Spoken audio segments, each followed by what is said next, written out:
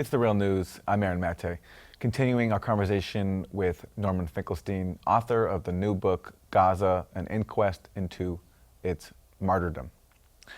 So Norman, in this part, let's get to what I think will be one of the most controversial elements of your book, which is the way you write about Hamas, the faction that controls Gaza. You say several things. You say, A, that the power and impact of their rocket fire on Israel has been overblown. You say also that while it's commonly taken for granted that Israel has the right to launch attacks on Gaza in response to Hamas rocket attacks, you actually say that Israel has no right to do so, and that it's in fact Hamas as the leader of the occupied population in Gaza that has the right to use rockets in self-defense.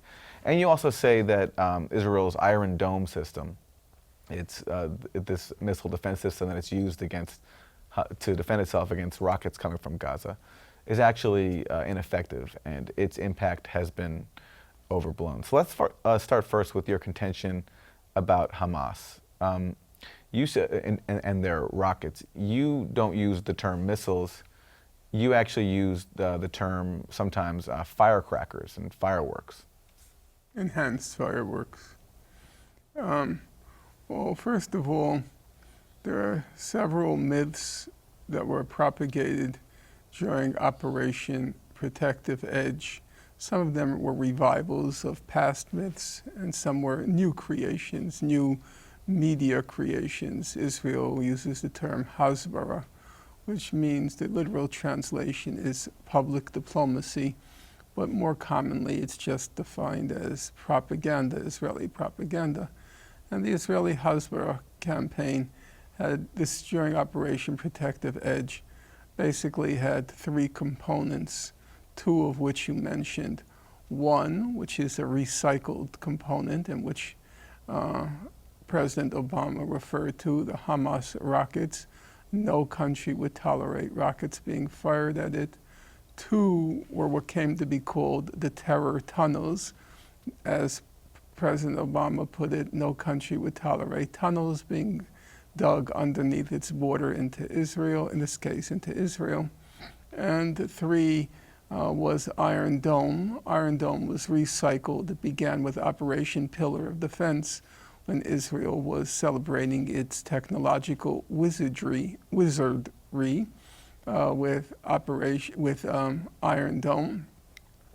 And as a factual matter, if one looks at the record, there were no Hamas rockets, there was no Iron Dome, and there were no terror tunnels. All three were just what I call in the book meta-props of Israel's Hasbara campaign. Now, it's a tall order in a short interview to try to cover all that, but I'll try to lay out the salient facts, and then for the details, you'll just have to plod through the book. Let's start with the Hamas rockets. Were they rockets? First of all, nobody really knows what Hamas's arsenal consisted of. One of the amusing things when you read the reports, and then here I include the human rights reports, they all list Hamas's rockets, and they give the different types. They give very precise numbers. They have 6,700 Grad missiles. They have 5,000 of these rockets and 3,000 of these rockets. And then a rational observer would ask the question, how do they know that? How would they know how many rockets and what quality and quantity of rockets they had? How would they know it?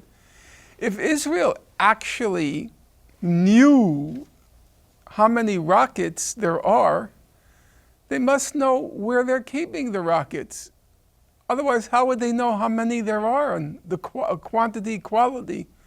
And if they knew, and if they posed such a lethal threat to Israel, why wouldn't they have preemptively eliminated them?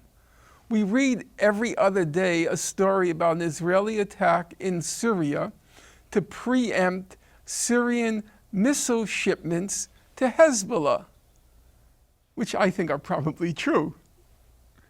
Why in the case of Hamas, if it posed such a lethal threat, 6,700 of this, 3,000 of that, 5,000 of that, you can only have known those numbers if you knew where they were being stored. And why didn't Israel just eliminate them preemptively? Because all of it was a fake. The numbers are just pulled from thin air by Israel, and then all the other organizations, including human rights organizations, just recycle the Israeli numbers. What do we know factually about these rockets? What do we know factually? Let's look at the facts. Number one, according to the UN Observatory, there were 5,000 Hamas rockets fired at Israel, 2,000 mortar shells. Altogether, we have 7,000 projectiles. Okay? How many people did the rockets kill? We know exactly. There were 6 civilians killed, 5 Israelis, 1 Thai guest worker. 6 civilians killed. Of the 6 civilians killed, one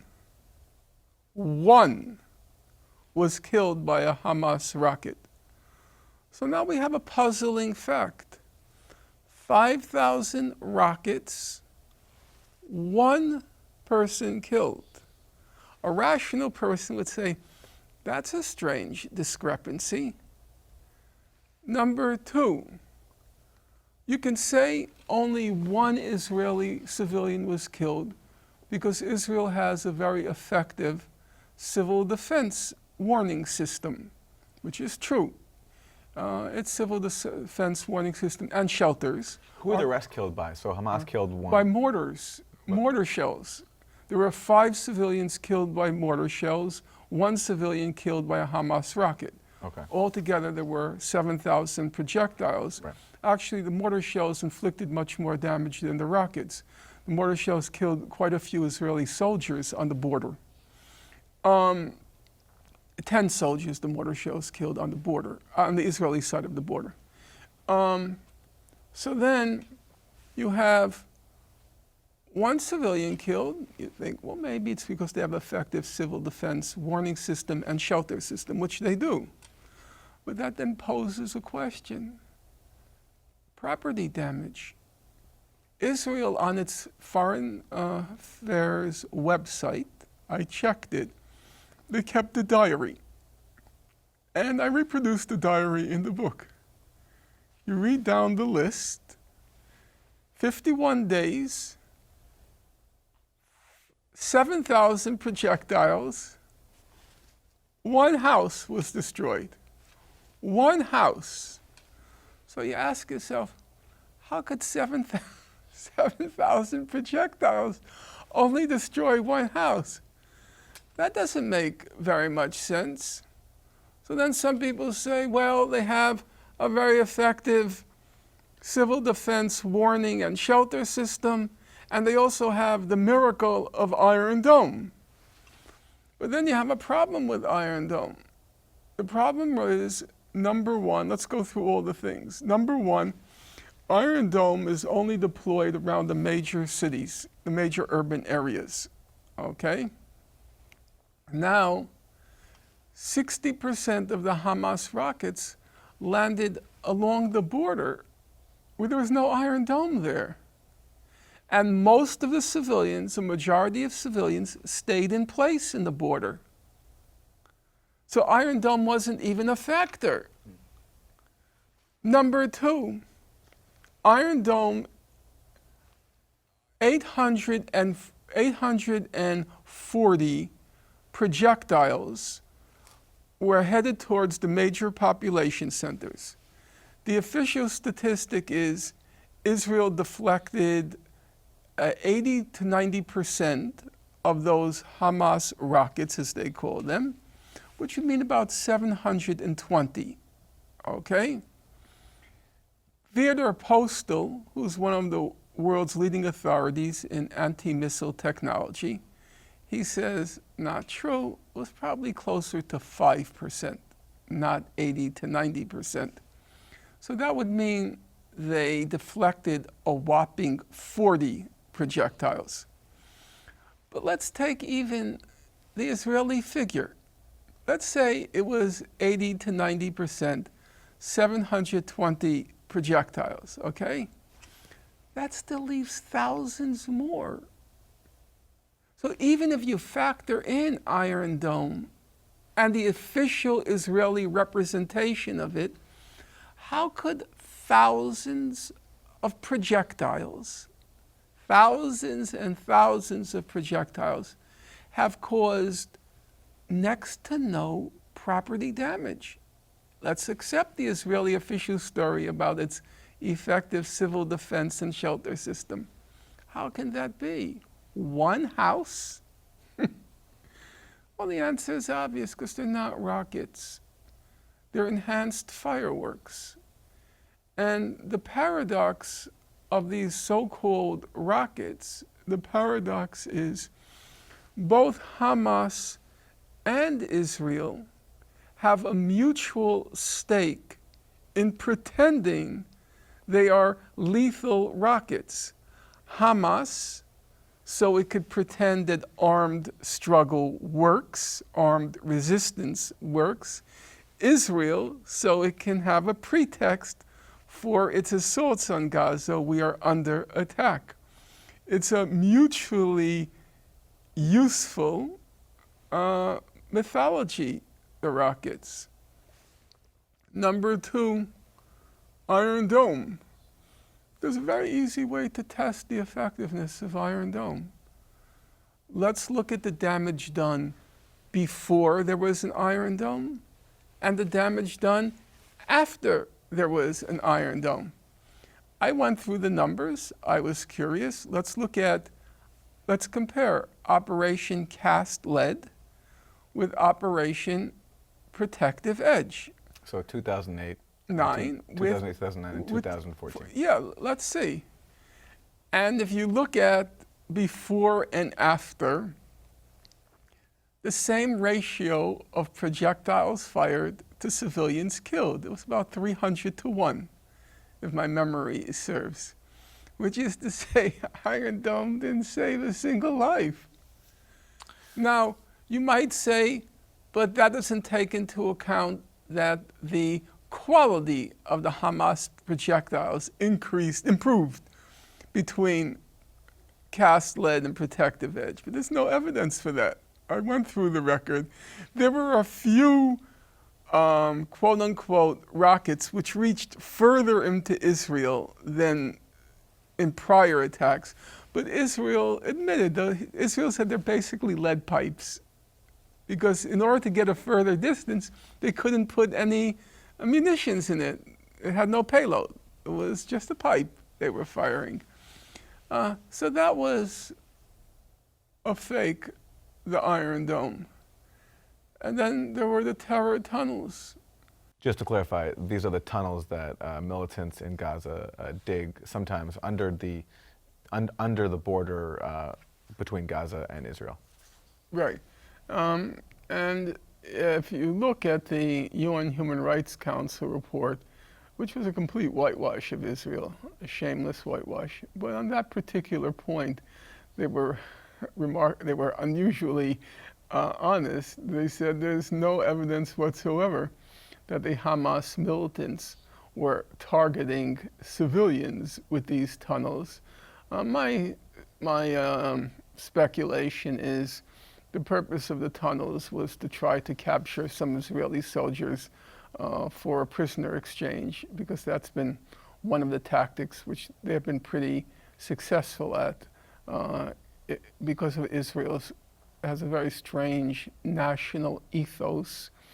The national ethos is that it's a source of national mourning and woe if one of their soldiers is captured, and so it can be used as a bargaining chip To the point where now they have a doctrine that says that if one of the soldiers are captured, they actually try to kill the soldier, which happened in Gaza. Yeah, right?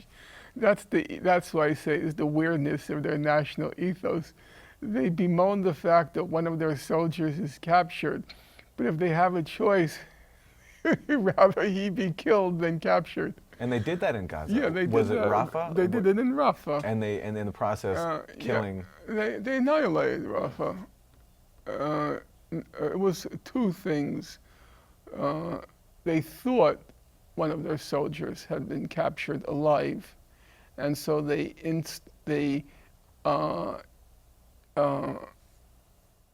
implemented what's called the Hannibal directive.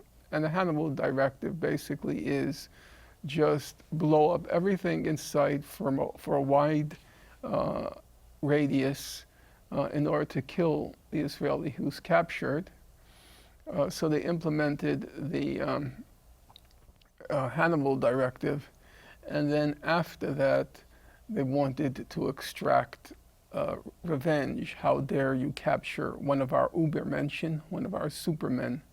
And so You're making a Nazi reference there. Yeah, they carry on that way, so the reference is appropriate. They then proceeded for 3 days to just wreak a horror, an inferno in Rafah. We'll leave it there. Join us in the next part. The book is Gaza, an inquest into its martyrdom. The author is Norman Finkelstein.